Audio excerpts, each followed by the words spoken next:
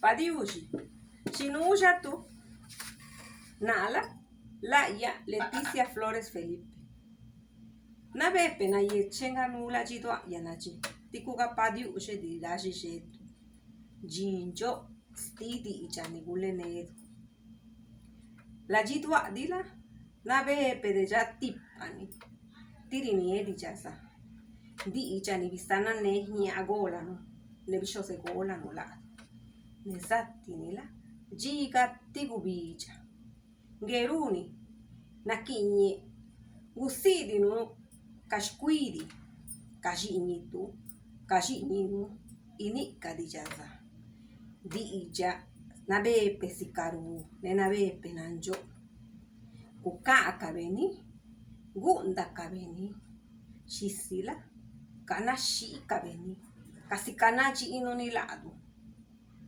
Geruni. Nakinyenga. Gusisaka no di ija. Di janjo stino. Di ija negule nedu. Lagana shi latu. Laga palatu. Shkishe pelatu. Buen día. ¿Cómo están? Yo soy Leticia Flores Felipe. Y me enorgullece mucho el día de hoy saludarlos. Porque hoy es un día muy especial. Es el día de nuestra lengua materna. Es el Día Internacional de la Lengua Materna.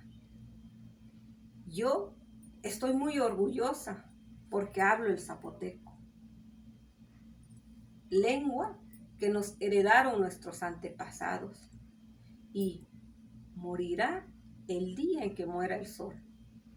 Por eso yo los invito a que enseñen a sus hijos, que enseñen a los niños a hablar el zapoteco, a escribir el zapoteco, a cantar el zapoteco, pero sobre todo que le enseñen a amar nuestra lengua materna, como lo amamos nosotros.